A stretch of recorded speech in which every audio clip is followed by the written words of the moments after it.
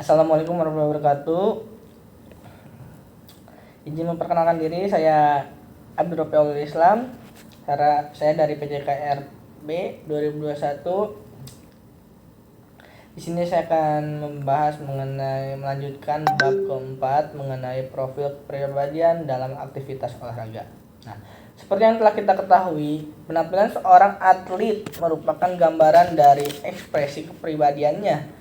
Karakteristik psikologis termanifestasikan dalam penampilannya seperti inteligensi, temperamen, konsentrasi, kecemasan, dan lain-lain. Nah, sejak tahun 1960-an, para peneliti dan psikologi olahraga telah berusaha melakukan kajian dan penelitian untuk mengetahui sejauh mana hubungan antara profil kepribadian dengan keberhasilan atlet dalam penampilan. Nah, dalam upaya mencari jawaban, berbagai penguji psikologis telah dilakukan dengan menggunakan berbagai alat ukur psikologis. Namun begitu, hingga saat ini hasil penelitian tersebut masih belum konsisten. Beberapa hasil penelitian masih menunjukkan hasil yang berbeda.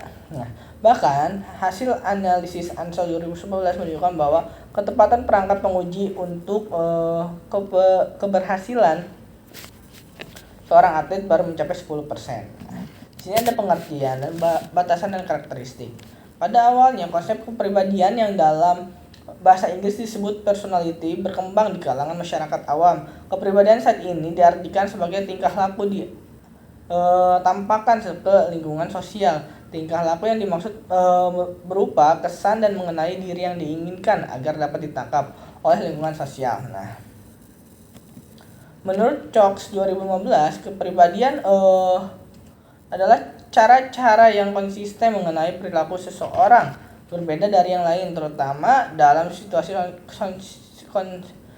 sosial. Kalat 2021 menyebutkan bahwa kepribadian adalah semua cara yang menetap pada perilaku seseorang yang berbeda dengan orang lain, terutama dalam situasi sosial. Definisi lain diungkapkan oleh Fares Aproeba 2005 yang mengartikan kepribadian berbagai pola yang khas dari pikiran, perasaan, dan tingkah laku yang mengadakan seseorang orang lain. Nah, di sini ada 4 kebersamaan yang karakteristik pokok untuk memahami kepribadian. Yang pertama ada kepribadian bersifat menetap. Artinya kepribadian adalah suatu sifat individu yang bersifat tetap, mudah berusaha sepanjang waktu walaupun terjadi perubahan. Biasanya bersifat gradual dan karena merespon atau kejadian yang luar biasa. Lalu yang kedua ada kepribadian bersifat umum. Dalam hal ini, kepribadian dipergunakan untuk menggambarkan sifat untuk seseorang dalam hal pikiran dan perasaan secara sistematik berpengaruh terhadap keseluruhan tingkah lakunya. Lalu yang ketiga ada kepribadian bersifat khusus dan khas. Artinya kepribadian menunjukkan kepada sifat individu yang unik dan membedakan dengan orang lain, atau menggambarkan bagaimana seseorang berbeda dengan orang lain. Tidak ada satu individu yang benar-benar identik dengan individu lainnya. Lalu yang keempat ada kepribadian bersifat kesatuan. Kepribadian dalam hal ini seperti yang menggambarkan dari diri individu berbagai sebuah unit tunggal dan struktur yang membentuk kesatuan organisasi dinamik dalam diri tersebut. Nah, di sini ada konsep teori kepribadian. Pada umumnya ada 3 konsep teori utama kepribadian, yaitu teori psikodinamik atau psikodinamik teori, atau teori sifat atau trait theory, atau juga teori belajar sosial atau social learning theory menurut Afoeba 2005. Ketiga pendekatan teori tersebut akan yang pertama ada teori psikodinamik.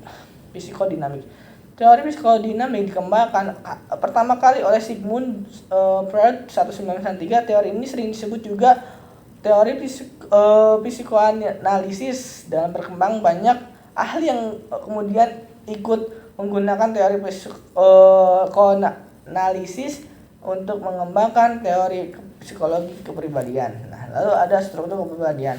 Menurut Freud, kepribadian adalah sebuah struktur yang memiliki 3 aspek penting, yaitu aspek biologis, das es atau the id, the id.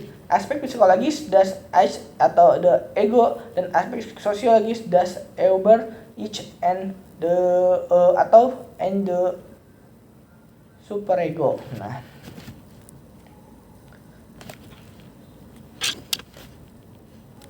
lalu yang kedua ada teori belajar sosial. Nah, sumber teori belajar sosial dapat dirunutkan dari teori belajar yang diuraikan menurut Carl Hult 1943 dan teori behavioristik dari B.V. Skinner.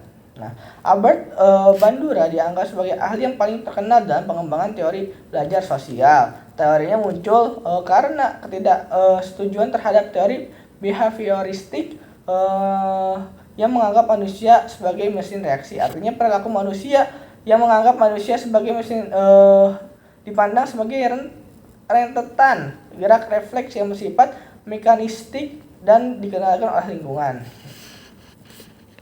Selanjutnya ada teori sifat. Teori sifat dikembangkan pertama kali oleh Gordon Allport dalam perkembangannya muncul ahli-ahli lain seperti Hans Essence, Raymond dan B. Kettle dan lain-lain. Menurut teori sifat, kepribadian diartikan sebagai karakteristik umum dan sifat yang dimiliki oleh individu. Sifat tersebut merupakan predisposisi atau kecenderungan untuk berperilaku melalui cara-cara tertentu yang bersifat stabil, lestari, dan konsisten terhadap sebagai situasi yang berbeda. Nah, teori sifat lebih banyak membahas tentang prediksi atau ramalan-ramalan tentang keberhasilan seseorang dalam bidang tertentu atau menempatkan orang yang tepat di tempat yang tepat pula. Nah, mungkin cukup sekian yang bisa saya sampaikan pada bab keempat ini. Kurang lebihnya mohon maaf. Billahi taufiq wal hidayah. Wassalamualaikum warahmatullahi wabarakatuh.